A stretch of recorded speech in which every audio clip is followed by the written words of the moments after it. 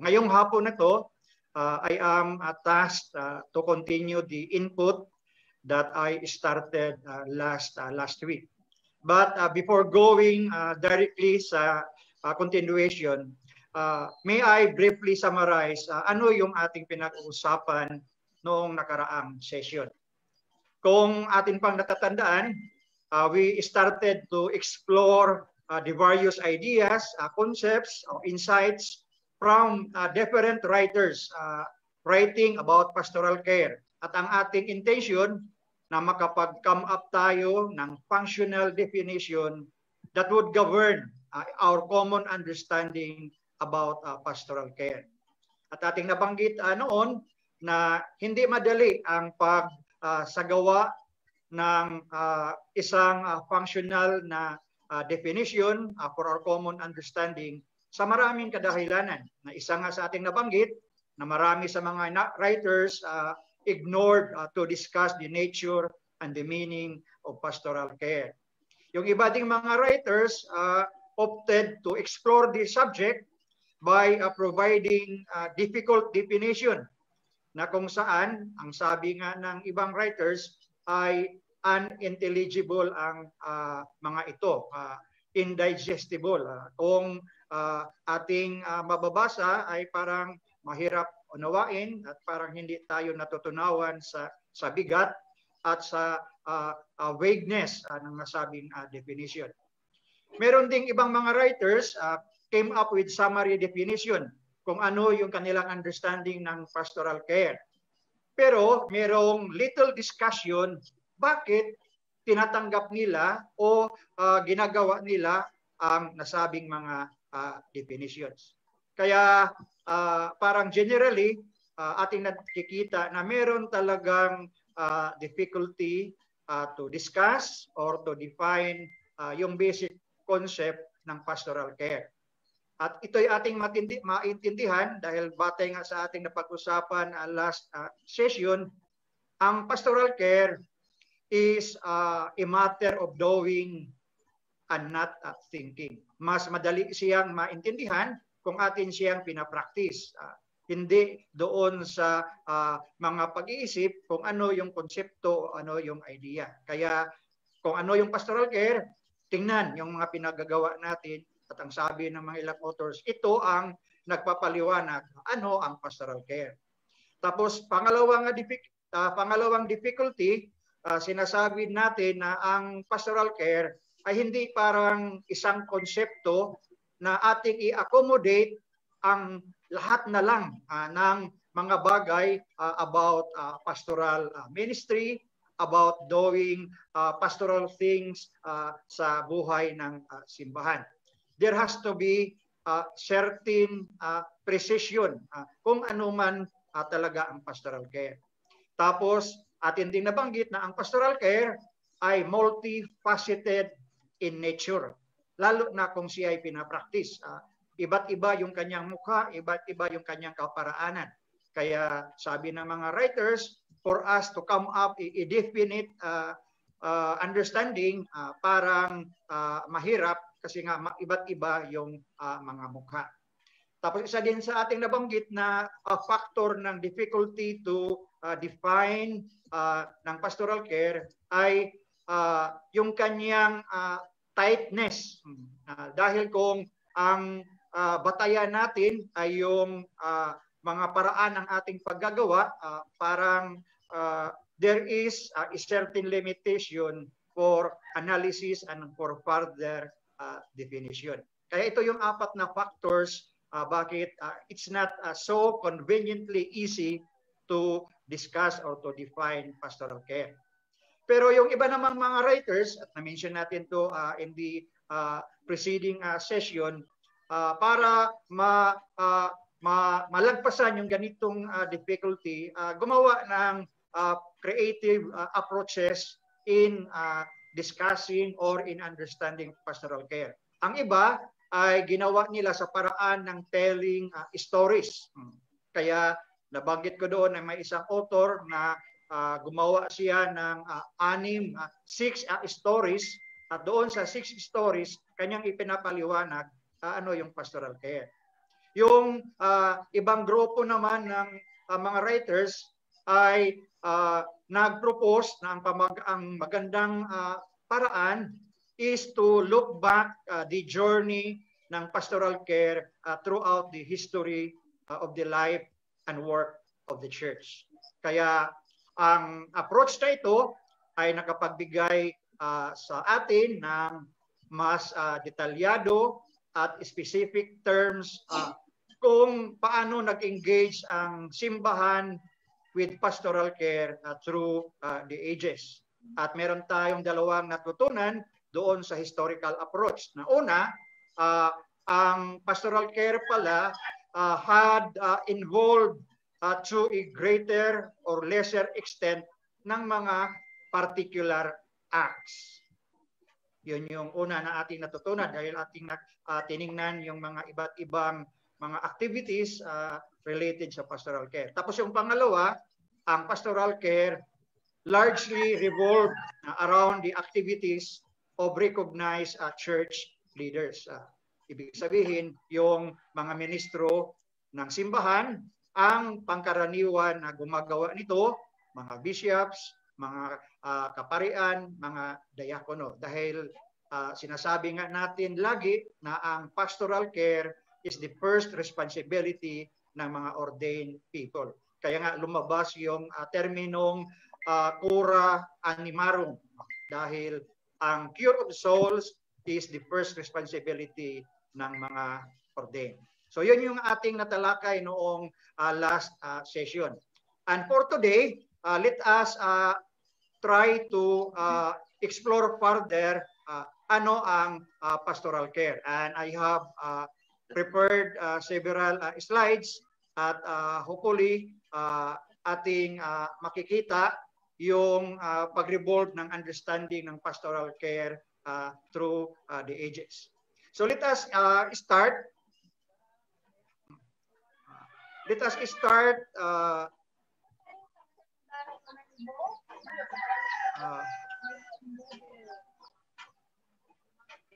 okay, nagkagulo na yung ating ano.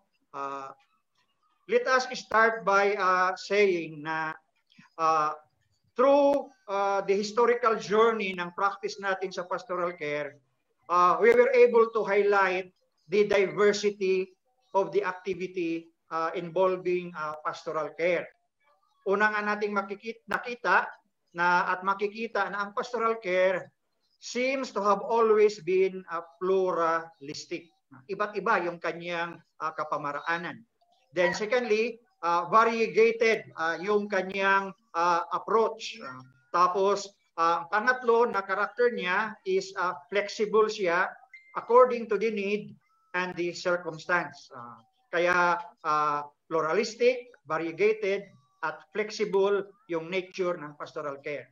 Tapos pangalawa, doon sa survey natin sa pastoral care through its history, ating makikita o nakita na ang pastoral care has identifiable core elements.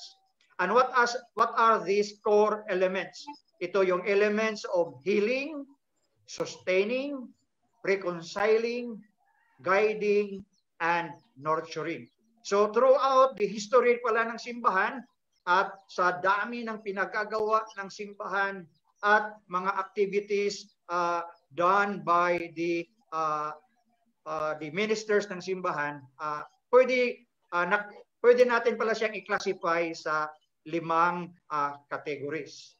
Yung healing, sustaining, reconciling, guiding, and nurturing activities. At ito yung core elements ng pastoral care.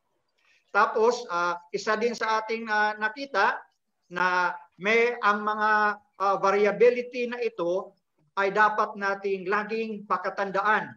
We should born this in our mind in our attempt to come up an understanding or definition of pastoral care in our times today or in the modern times. Dahil iba ang kapanahunan na ating ginagalawan in contrast doon sa mga panahon na tinalakay at dinaanan ng mga pag-aaral na iyon.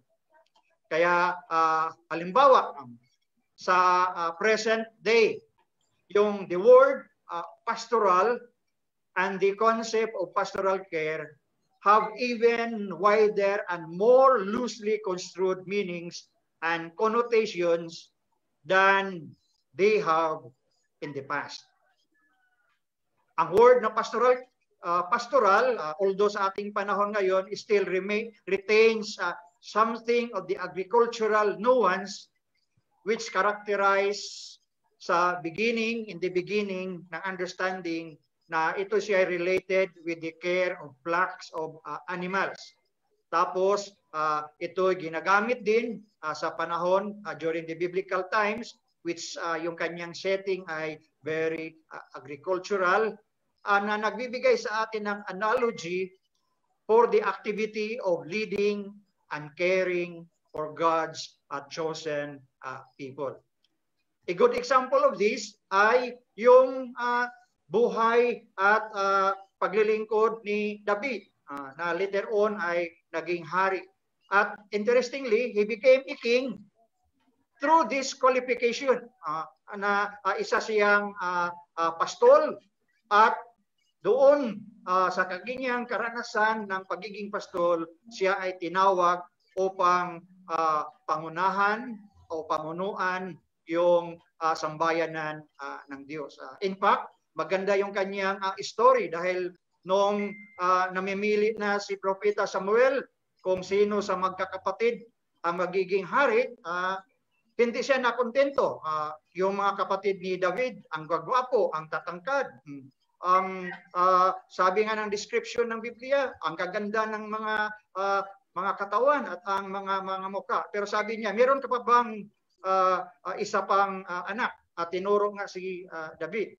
At si David na pili at sabi nga ng Biblia, napusuan ng Diyos dahil sa isang bagay.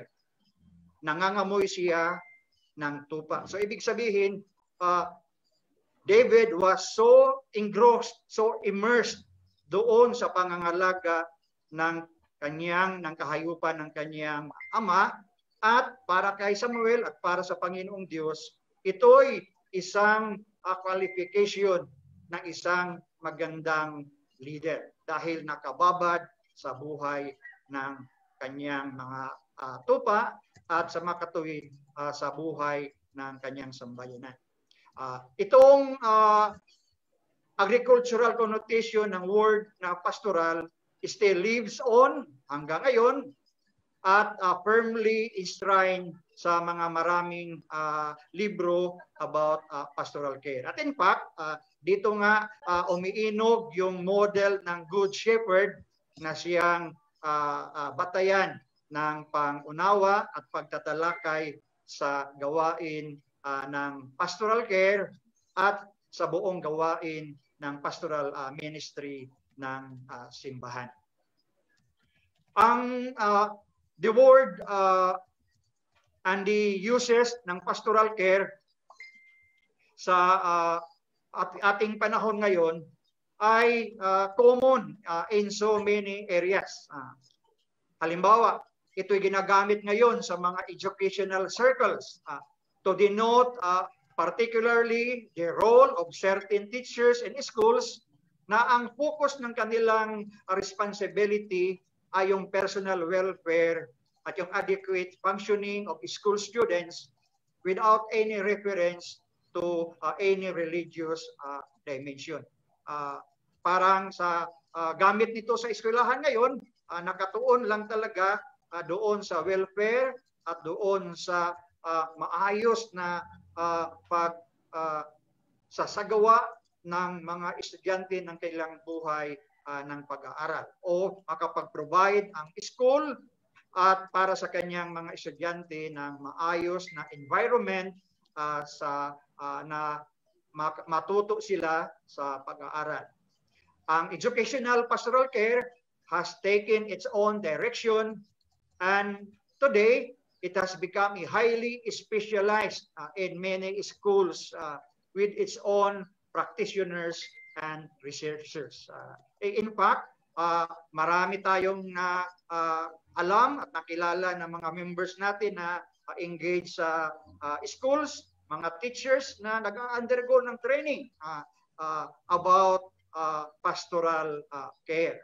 Although, strictly in essence, parang hindi ginagamit pa yung term na pastoral care. Pero yung nature ng kanilang gawain ay masasabi natin isa sa pwede nating mabanggit na kabilang sa gawain ng pastoral care. Ang pastoral care din ay ginagamit ngayon among industrial enterprises, especially yung mga malalaki na mga big industries. Matandaan ko noon, may bisita tayo sa ating simbahan who came from one of our partner churches. At nung malaman niya na tayo sa Iglesia Filipina Independiente ay nag-engage ng malawakan at seryosong kampanya ng anti-mining activities, lalong-lalo na sa mga malalaking activities. Ang sabi niya sa akin, why don't you try to engage with the industrial chaplains working in these companies? Baka makakatulong. So, naalala ko yun dahil sa atin palang kasalukuyang setting sa contemporary times, ang pastoral care ay ginagawa na rin pala among especially big industries. Tapos, ito din ay common sa mga at matagal nang pinagagawa sa mga area sa hospital, sa mga prisons, sa maritime industry. In fact, sa hospitals ngayon, meron ng trend na yung mga private hospitals ay parang ni-require na magkaroon sila ng isang department na pastoral care para makatulong doon sa mga pasyente.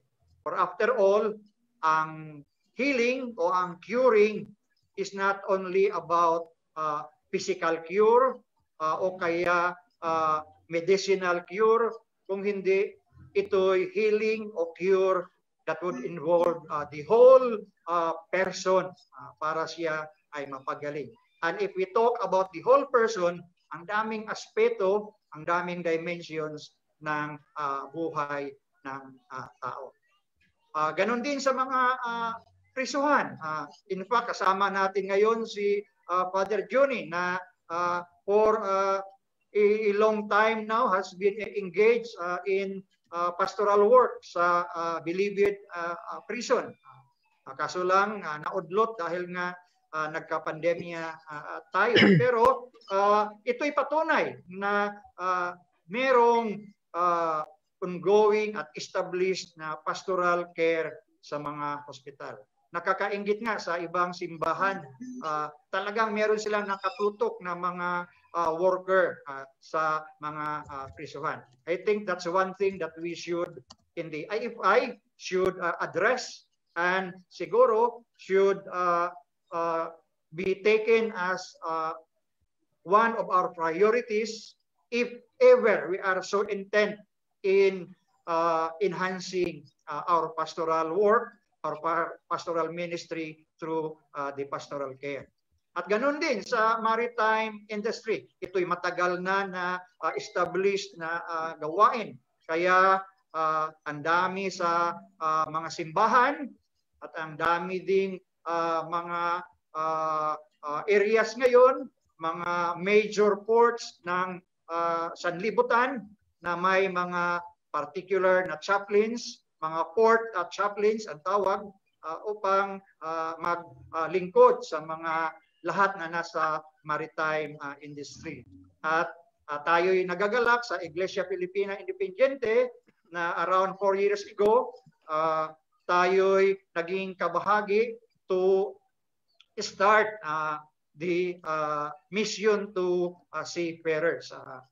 Although dito sa ating context, mas nakatuon pa yung pansin doon sa pastoral care ng mga families ng mga seafarers. Although merong projection na i-enhance pa siya ng mabuti, but we have to discuss that further kung ano talaga yung kanyang particular na hugis without compromising na at the start ng nasabing program ay nandiyan yung Iglesia Filipina Independiente at ang network ng pagsasagawa ng ministry ay ang network ng Iglesia Filipina Independiente.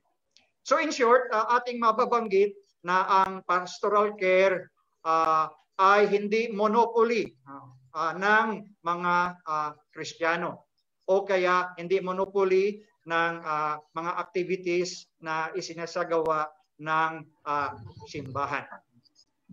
At dahil ang pastoral care ay common in the present time, maraming mga authors ang gustong i-highlight ang pastoral care in contrast sa ibang gamit nito. Kaya maraming mga Christian authors na nagsusulat ng kanilang mga libro taking preoccupation on the word, on the use ng word na pastoral care.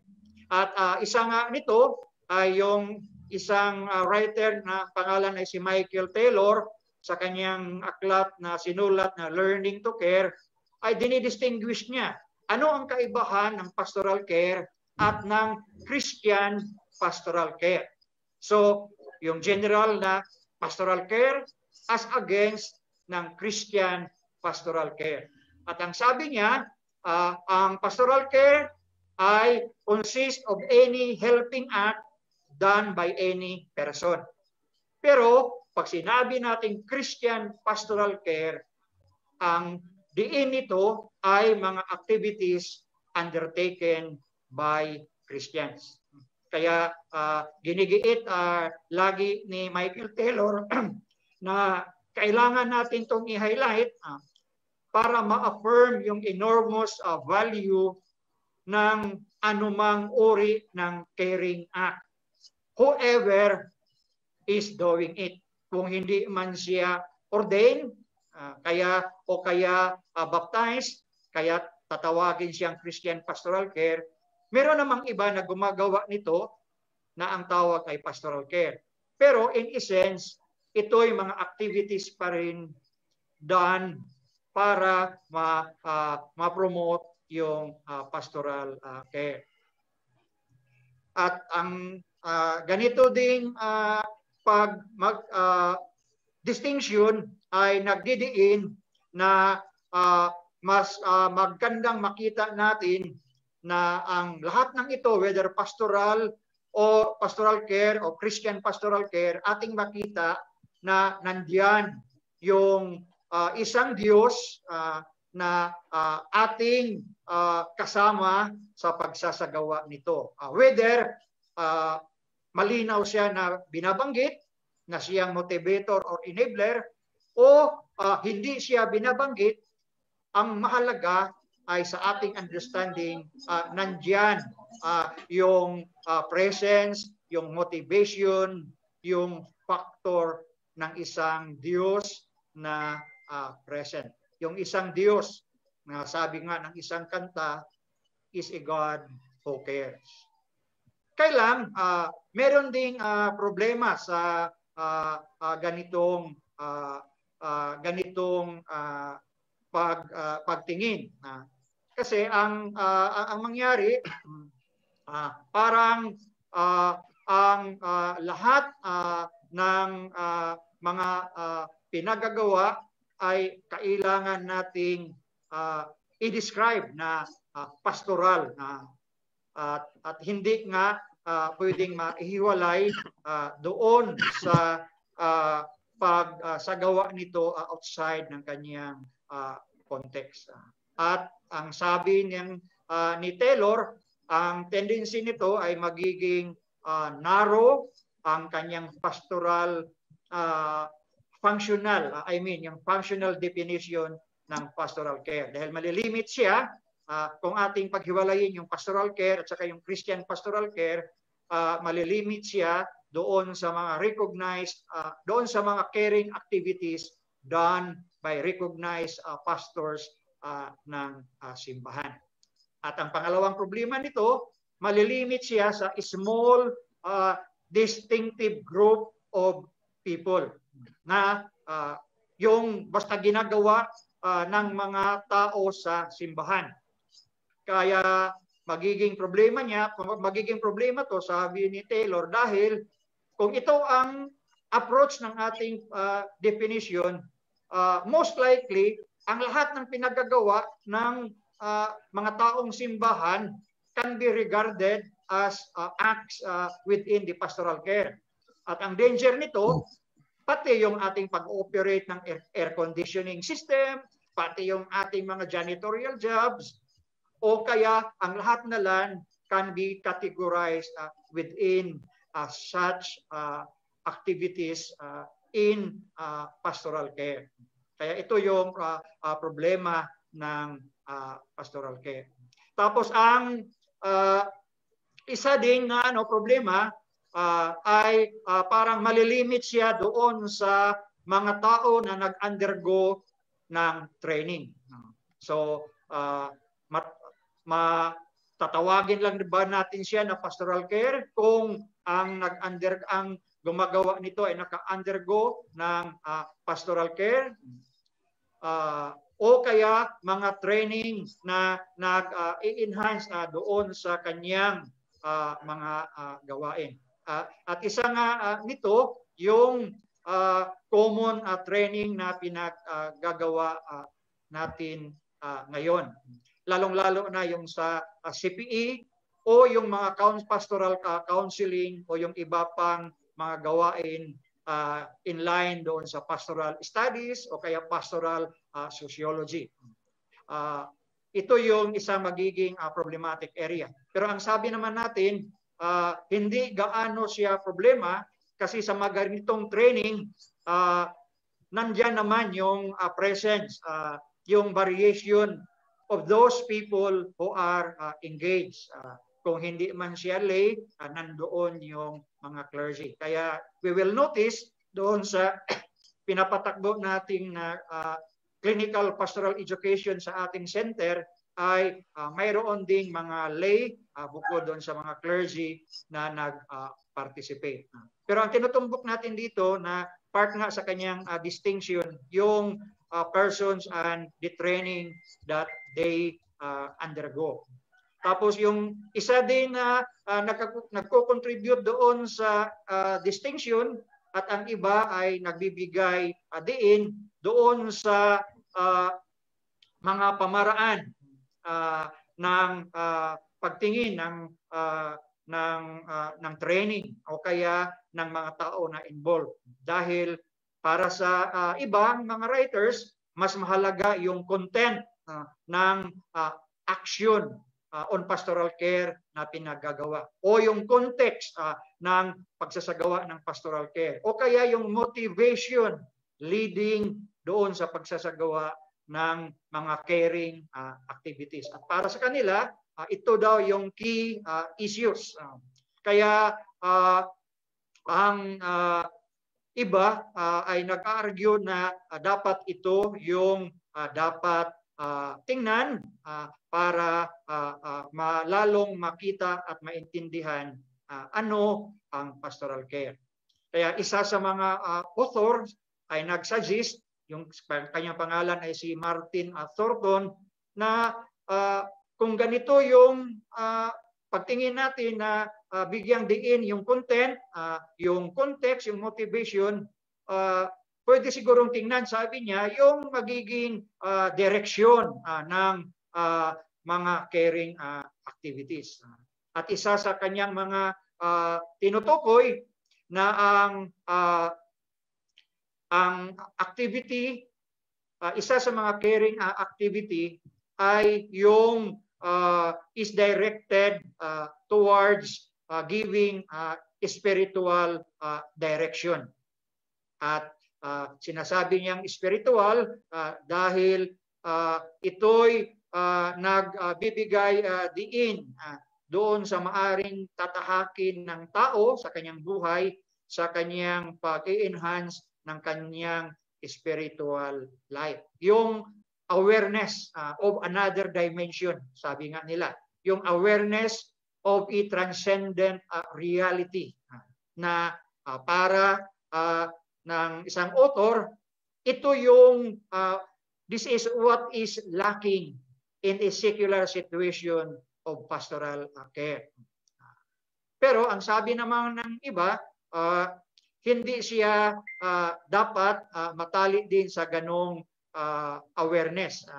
Kasi nga, yung iba ay hindi gaano malalim yung awareness of a transcendent reality, pero nasa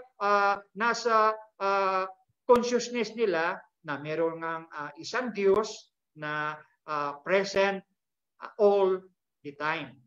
Kaya sabi ni Frank Wright, isa ding author, sabi niya, ang paggamit ng theological language hindi assurance na ang religious ang encounter na naganap. O kaya, yung absence ng theological language o theological concept ay palatandaan na irreligious yung ginagawa doon sa isang caring activity. Ang sabi niya, ang mahalaga na merong motivation, merong direction towards the recognition. Banggitin man o hindi, malinaw, explicit man o hindi, malinaw na nasa consciousness ng isang carer yung presence ng isang Diyos who cares all the time and present at all times. In relation dito, meron ding nagsabi na kung ganun yung ating pagtingin sa pastoral care na nakadiin doon sa content, ang sabi niya, siguro mas maganda kung mai-include yung pagsasagawa ng caring activity in through the manner of communicating ng mensahe ng isang caring God. Kaya sabi ni Edward Thorneysen, isang German na theologian, magandang tingnan yung communication to the individual, yung message proclaim to enable, empower, and sustain sa pananampalataya ng isang tao dahil ito'y kabahagi kung content ang pag-uusapan, kabahagi ng pastoral care ng simbahan o kaya kung sino man ang gumagawa nito. At ating maintindihan si Edward Thorneysen na ang sabi niya, ang proclamation of the gospel is one of the tasks that can be considered as part ng pastoral care. At atin siyang maintindihan dahil nga yung kanyang background ay isa siyang Calvinist at sa tradisyon ng Calvinist, mahalaga yung gospel proclamation. At ito'y may isang function to bring the individual into the direct and explicit conformation with the Word of God. Dahil para sa kanilang tradisyon, sa pamamagitan ng preaching o proclamation, ating nadadala yung ating mga tao, yung ating mga members to conform kung ano man yung hinahangad at desire ng ating Panginoong Diyos. Kaya at the present time, very complicated ating masasabi yung gamit ng word na pastoral at ang term ng pastoral care. Dahil sa present kasi na kalagayan natin, lumalawak yung sitwasyon where we address the need to care people na where we are related. At dahil dito, isa sa mga nakikita na ang pastoral care is directed towards the individuals. Kaya sa contemporary times, ang daming caring acts na nakasentro sa individuals. At isa nga nito, yung tinatawag nating pastoral counseling. Isa nga nito, yung spiritual direction. Pero ang sabi ng iba, maganda nga ito, pero this does not do justice sa mas corporate at social aspects pa ng buhay ng tao. At totoo nga naman, dahil ang tao ay hindi lang siya personal, isolated, distinct na human being, kung hindi ang tao ay isang social being. And we cannot separate that person from the whole dimension of the society or of a corporate entity. Kaya sabi ng iba, dapat hindi directed lang sa individuals, kundi mag-address din siya sa mga corporate at social aspects ng buhay ng tao. Halimbawa, sa maraming mga organizations sa kasalukuyang panahon, kasama ng simbahan, may mga nag-i-exist, mga tinatayo na mga pastoral committees. At ang pastoral committees na ito do not have relation doon sa pag-ensure ng well-being ng individuals. Kung hindi, ang mga pastoral committees na ito ay naghahangad lang na mapaayos yung deployment ng human power o ng human resources sa loob ng isang organisasyon, sa loob ng isang institusyon, o kaya sa loob ng simbahan. Hindi pa siya more on ensuring the well-being ng mga tao. Doon pa sa yung deployment, kung maayos ba at tumutugon ba doon sa buong istruktura at buong layunin ng isang organisasyon o kaya isang institusyon. Kaya sa ngayon, ito ngay sasabi sa atin na complicated ang paggamit ng pastoral at saka yung word na pastoral at saka yung term na pastoral care. Halimbawa, isa sa very common talaga natin, yung mga sulat ng ating mga leader, whether sa mga obispo o kaya yung mga head bishops, sa ating context yung obispo maximo, o sa ibang simbahan yung kanilang mga presiding bishops o kaya mga archbishops.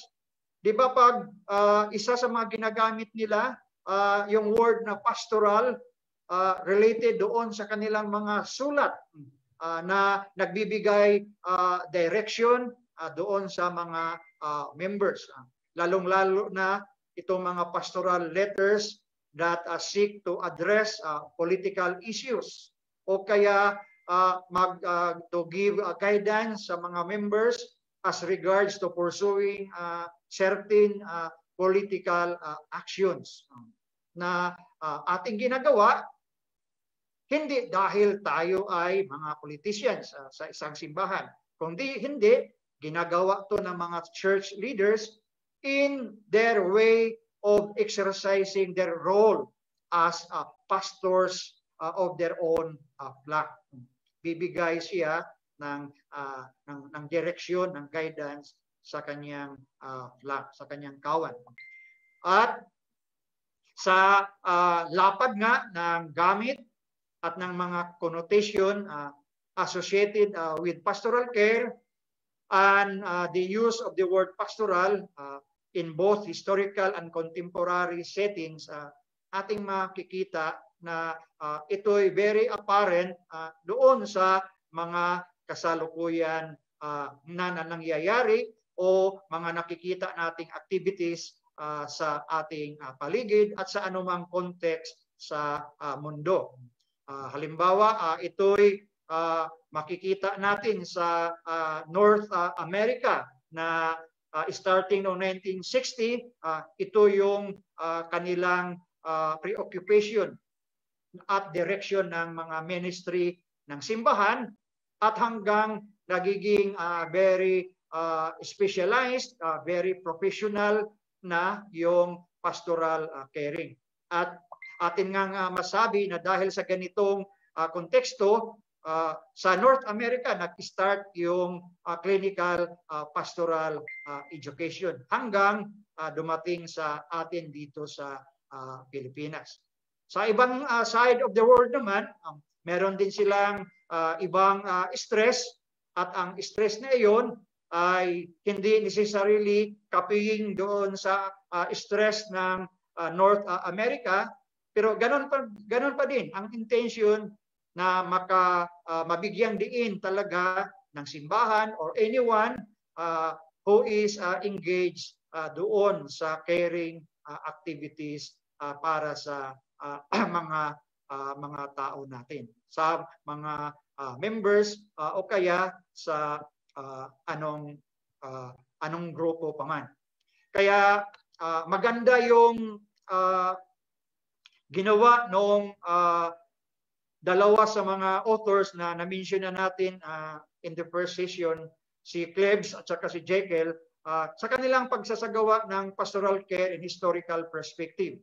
Dahil dito nila sinummarize na sa lahat ng nakita nila in the course ng development and survey sa buhay ng simbahan, na nakikita nila yung 5 component nga ng caring activities.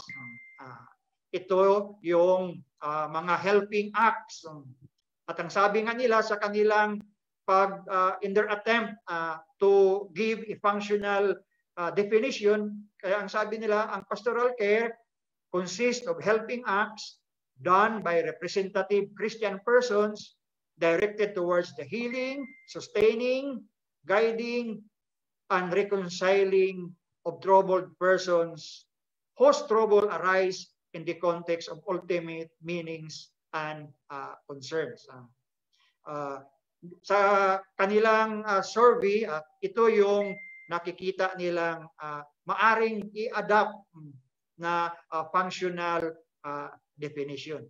At ang definition nito ay reflective sa context nga nila doon sa North America, at ang definition na ito ay meron ding maraming mga criticism. Halimbawa, ang isa sa mga criticism na ang representative Christian persons ay being understood na clerical na mga tao lamang at hindi magiging kasama yung mga lay. Kaya ito yung isa sa naging problema in using this definition. Dahil alam naman natin na ang developments ng simbahan, maging North America man, maging Europe man, or anywhere, kahit sa Asia, unti-unting lumalawak, lumalaki yung papel ng mga lay in participating sa ministry ng simbahan. To the proof nga that even us in the IFI, we really made efforts to highlight the importance of the contribution of the lay in our exercise sa ating ministry and in our pursuit sa mission. Proof to that, sa buwan ng October, ating pinahalagahan ang ministry ng mga lay upang atin talagang matanto sa bawat isang member ng Iglesia Filipina Independiente na ang simbahang ito ay hindi monopoliya ng mga ordained. Kung hindi, itong simbahan na ito ay isang mayaman na simbahan dahil ang bawat isa is being counted as part ng kanyang misyon, as part or expected to undertake a particular ministry. Tapos yung pangalawang criticism nitong definition na ito ay ang pastoral care using that definition ay parang problem-centered. Problem-centered. Ang realidad naman ay hindi lang yung kung problem-centered man ang magiging basihan, hindi lang siya nakatutok doon sa mga individuals o sa mga troubled persons. Dahil may mga tao naman na hindi nagkakaroon ng mga problema, ang nakikita lang sa kanila ay yung need to grow. Dahil iiba yung may problema ka, iba rin yung hindi ka, you were not able to grow into your real potential as a human person. Siguro maraming ang kadahilanan, pero hindi, it's not, the problem is not the end of it. There is a much bigger perspective, yung perspective ng need for a person to grow.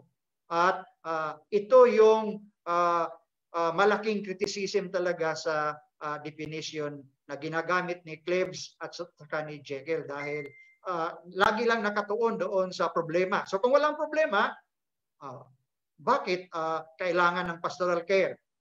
Pero ang realidad, ang pastoral care ay kailangan din doon sa mga context ng gladness, doon sa context ng joy, doon sa context ng mga affirmation ng buhay ng tao.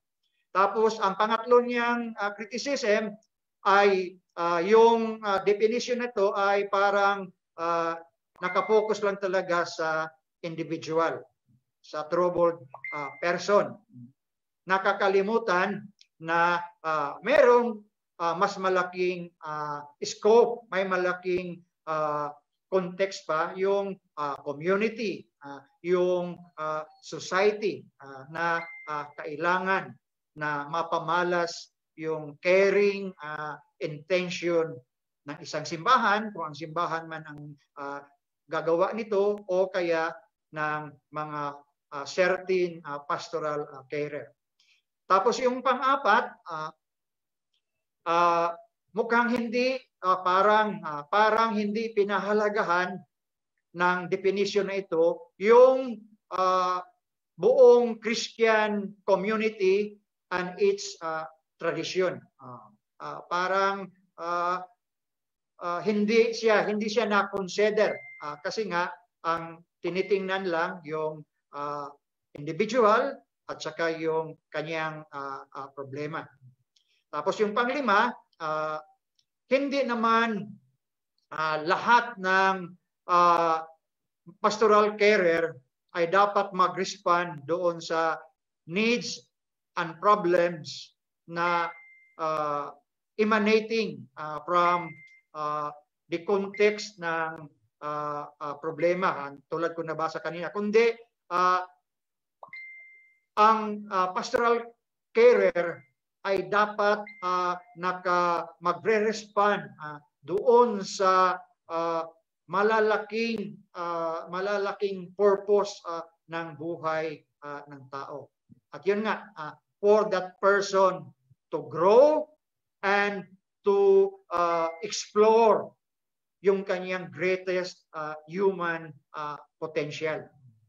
Hindi lang doon sa mga malalaking problema ng kanyang buhay. But in a sense, ang definition ay maaari na rin nating sabihin na very useful at naglalaman ng mga konkretong bagay para makakatulong sa ating pangunawa ng pastoral care. At ang dalawang authors na ito ay very honest naman to admit na meron ngang limitations yung kanilang binigay na understanding. But in essence, ulitin ko, very useful yung kanilang attempt to provide a functional definition with their assertion. Sinabi kong useful kasi merong isang writer from practitioner ng pastoral care who used ng kanilang definition as a take-off point para makapag-develop pa ng mas clear at mas finite na understanding ng pastoral care without being unduly restrictive. Parang he made use ng definition na ginawa ni Cleves at saka ni Keble para makapagbigay siya ng malinaw at parang malinaw at definite na pangunawa na hindi naman restrictive sa ibang mga bagay. Isang writer, si Stephen Pattison, at I'm so glad na naabutan ko pa siya when I did my pastoral studies training sa University of Birmingham at naging mga lecturer sa maraming klase namin. At ang sabi niya, mas magandang tingnan ang pastoral care as the activity undertaken especially by representative Christian persons.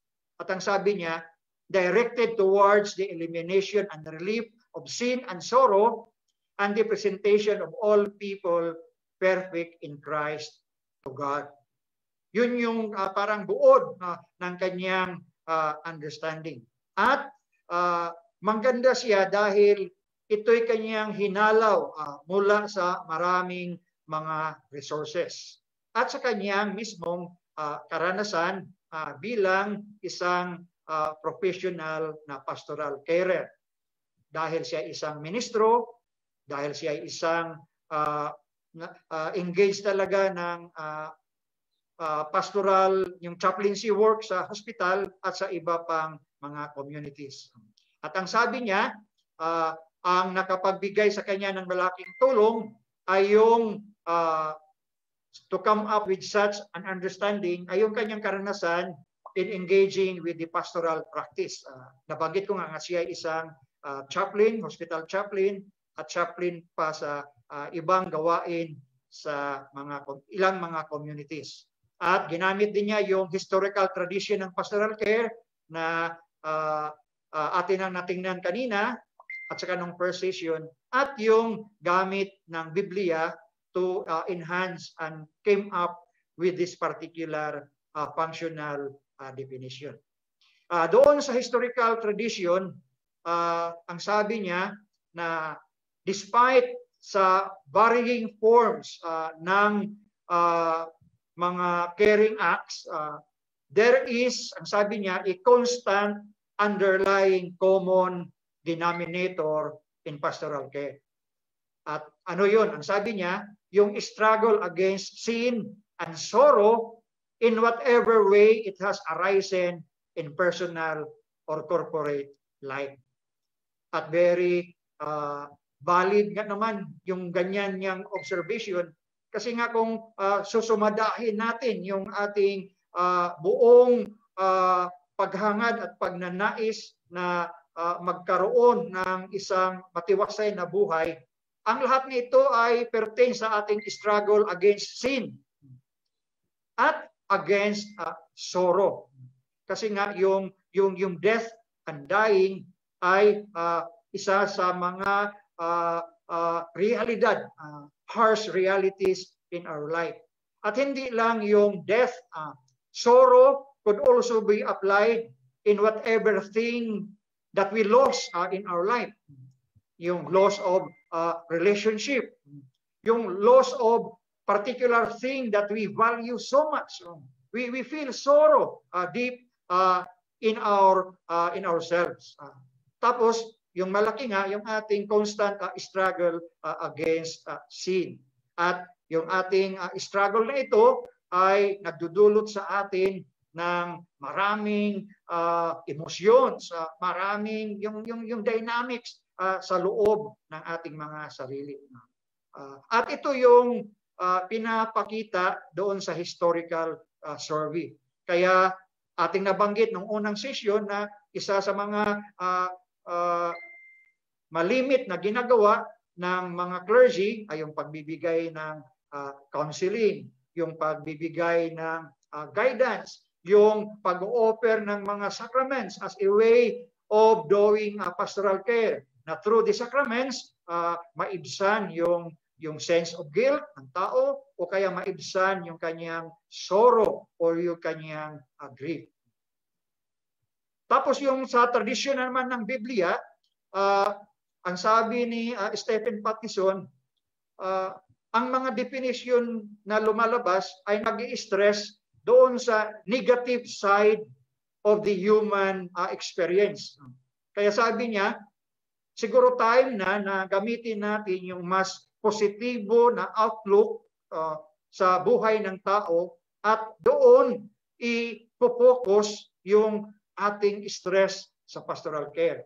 Kaya isa sa mga passage ang ginamit niya, yung passage from the letter of Paul to the Colossians, chapter 1, verse 28. Nasabi niya, it's an interesting text for pastoral care kasi very positive yung portrayal ni St. Paul doon sa dapat gawin ng isang mananampalataya sa kanyang buhay o kaya sa ibang buhay.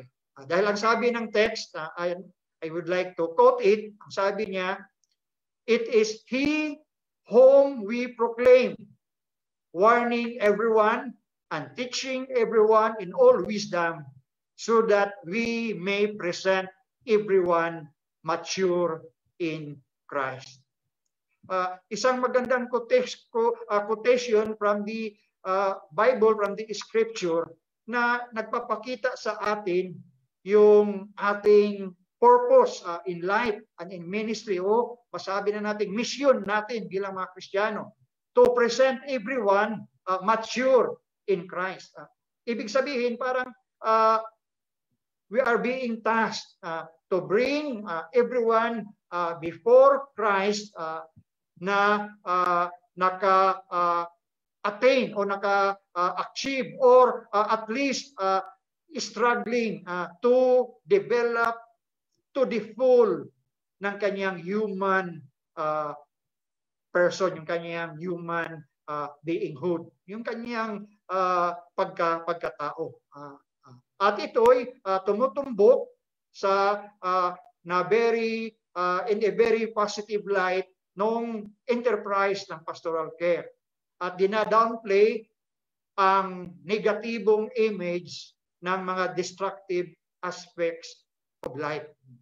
Kaya halimbawa, kung ganito yung stress sa ating pastoral counseling, lagi nating dadalhin yung humihingi sa atin ng counseling towards the maturity of his or her maturity in understanding life para makapaggawa siya ng desisyon.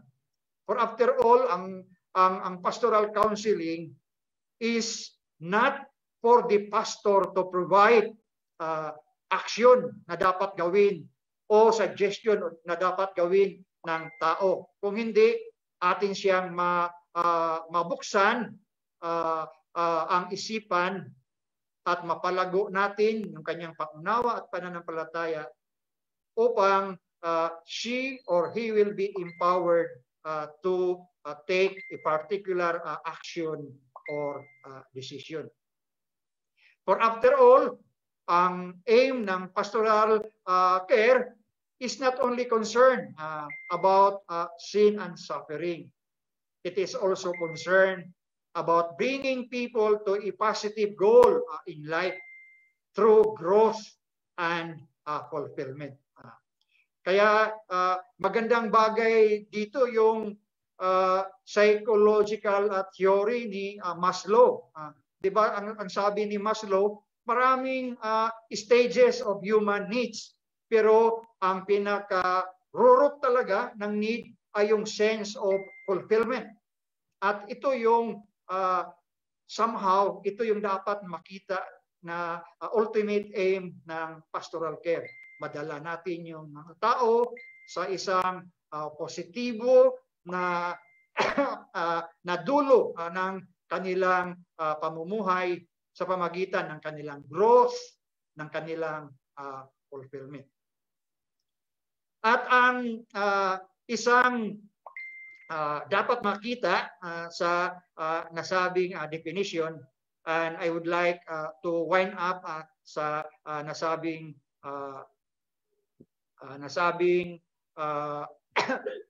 definition na hindi lang ang pastoral care is all about pastoral pragmatism na nakakonsentrate doon sa mga sophisticated techniques ng highly trained professional o kaya with deep thinking on the direction and skills. Kaya ang pastoral care, una sa lahat ay activity siya at hindi doon sa mga technique o kaya skills. So it means na kung ano man yung gawain na yun ay gawin natin given in mind yung kanyang ultimate purpose and end. Totoo, nakakatulong yung mga training, mga techniques, nakakatulong yung deep reflection doon sa mga pinagagawa natin, yung skills. Pero that is not the end of pastoral care.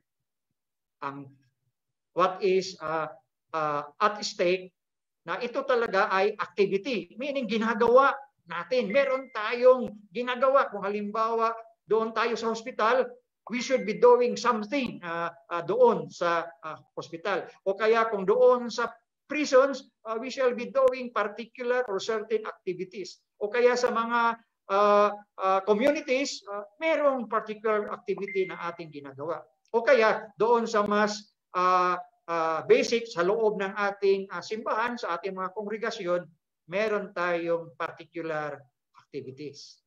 So, una, para kay Stephen, at nag-agree yung maraming mga writers na ang pastoral care is an activity.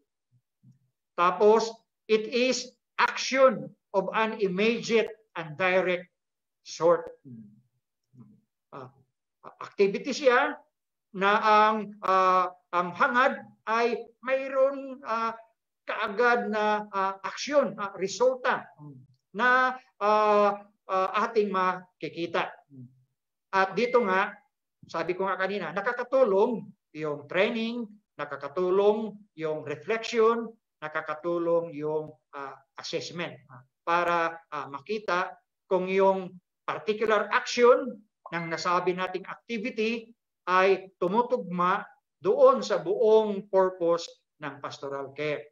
Kaya ang pastoral care pala, kung ganito yung ating pagtingin, is a process of change.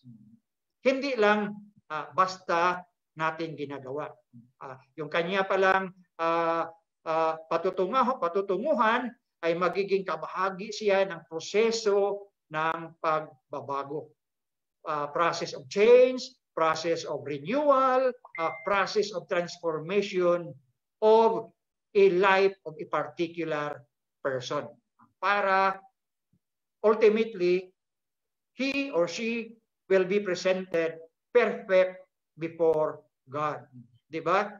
Sabi ni San Mateo, sabi ng ating Panginoon sa Ebanghelyo ni San Mateo, let us try to be perfect as our Father in heaven is perfect.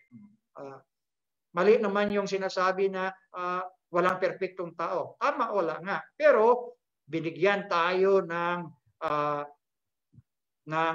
opportunity, ng maraming possibilities, ng potentiality na we could work on our perfection towards the presence ng ating Panginoong Diyos. Tapos ang pangalawa, significant yung kanyang pagsabi na representative Christian persons. Kasi it highlights sa emphasis at sa recognition natin na merong growing and proper contribution ng mga lay sa nasabing activity. Kaya kung ito yung ating functional definition, it highlights the fact na ang pastoral care is carried out in and on behalf ng Christian community. Whether it would be the parish, or whether it would be the diocese, or whether it would be the whole church, anywhere we go and whatever we are doing within the so-called basic elements of pastoral care, that is representing the Christian community. At kung magsabi tayong Christian community, that comprise the lay and the ordained. Kaya ang sabi ni Stephen Pattison, hindi magiging problema yung bangayan kung ano ang proper na tawag, pastoral care ba o Christian pastoral care. Kasi kung ganito yung ating operative na definition, ibig sabihin ang lahat ng mga caring activities outside ng Christian community is simply called as care. At ito'y it would end the debate kung ano ba talaga ang dapat na gamit. So it's a good preposition doon sa proper use ng pastoral care. Dahil para kay Pattison, tayo na nasa loob ng Christian community by virtue ng ating baptism o kaya to the ordained by virtue ng ordination, which enhance all the more sa gawain ng ministriya, ito'y nagpapakita ng malaking responsibility natin sa ating mga fellow believers or fellow members ng simbahan. At yung ating ding obligation to extend our ministry outside the church. Tapos ang pangatlo, ang definition na ito ay does not limit to caring acts for individuals. Dahil ang much of sorrow, sin, and the capacity for growth ay ating matatagpuan or have roots outside the individual person. So meaning, malaki dito ang consideration ng ating mga social context. For after all, ang poverty, ang social inequality, ang social injustice are agents and tools of evil. And all this can stunt the growth of certain persons. Kaya mahalaga na hindi natin ililimit yung caring acts sa individuals. Ating mas magandang ating extend sa ating mga communities, sa buong society. Kaya pag ganito ang ating pagtingin, nawawala yung temptation na ang pastoral care is chained, nakatali lang doon sa mga individuals. At it would be the understanding of pastoral care would have freedom sa pag-explore ng maraming kaparaanan. Dahil nga pastoral care is dapat flexible, dapat variegated, dapat multifaceted, dapat multiforms para matugunan yung ibang levels ng needs surrounding us. Kaya kung ito yung ating operative definition, it will include yung ating participation ng mga social actions, yung mga ating social concerns, yung ating advocacy sa lipunan as part ng buong pastoral care ng isang simbahan.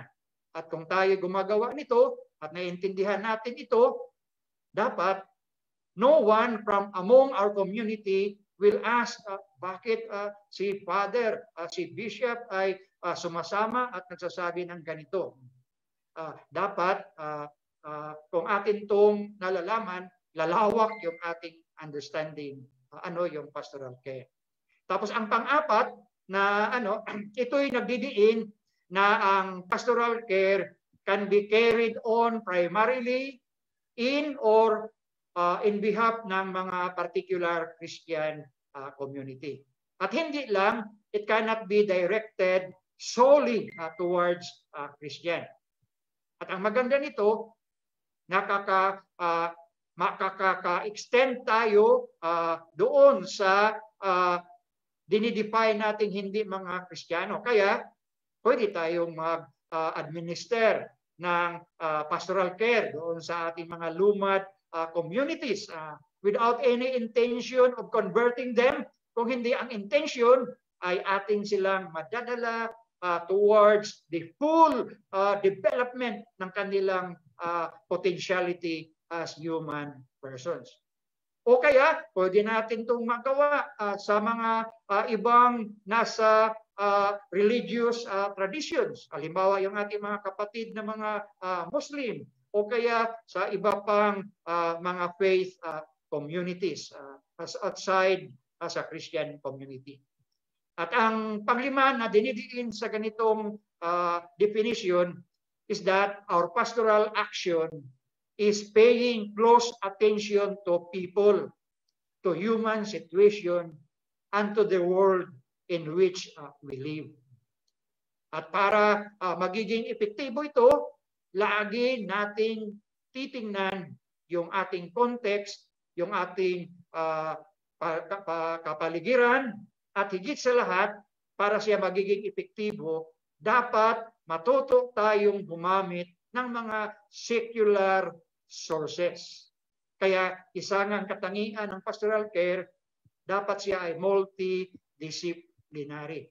Na gumagamit siya ng mga secular disciplines, halimbawa ng psychology, ng philosophy, ng sociology, ng political science, yung human, yung behavioral sciences, at marami pang iba upang makabuo tayo ng very holistic na treatment sa buhay ng tao para ating laging ma-maintain yung ating Christian vision na makapaglingkod sa buong sangkatauhan.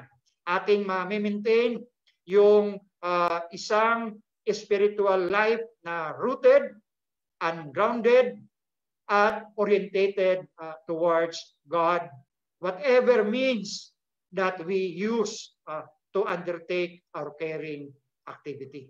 At sa ngayong panahon na to, very rich yung ating human and behavioral sciences at ibang area ng sciences para makatulong sa atin. And it's so good na isa sa mga pillars ng ating simbahan ay nagsasabing siyensya. Meaning yung paggamit ng reason para lalo tayong ma-inform ano yung deepest human need at purpose ng tao. At sa ganito ngang kaparaanan, I would like to end in this point para may time pa si Bishop Carlo na mahaba-haba, na ang overall, kung ito yung ating pastoral care, nabibigyan natin diin yung karakter nito, yung structure nito, at higit sa lahat, yung kanyang definition na magtutugma doon sa overall aim ng ministry. At ano yung overall aim ng ministry ng simbahan? Yung ating mapalago, that we shall be able to increase love between people and between people and God. At alam ko you will not disagree with me in this point. Kasi ito yung basic talaga na aim ng ating ministry. We shall be able to communicate God's love. Kaya nga ang definition ng ating simbahan, anong sabi doon? We are being commissioned to become witnesses of God's love to the world. Kaya layunin ng ministry ng simbahan na ating mapalago yung pag-ibig ng Diyos sa kanyang sambayanan at sa bawat isa. At ito yung overall aim ng pastoral care.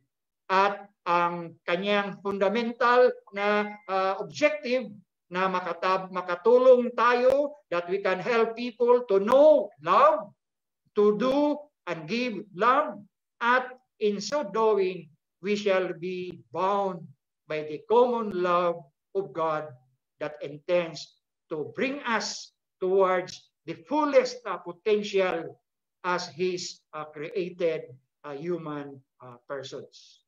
At sa tingin ko, dapat ito yung ating mabigyan ng halaga in our attempt to explore and to establish and to seriously practice pastoral care in doing our pastoral ministry as a church.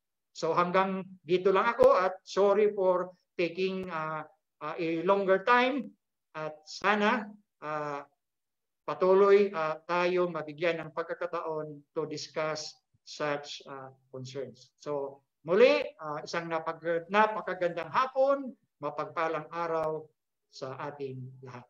Salamat po.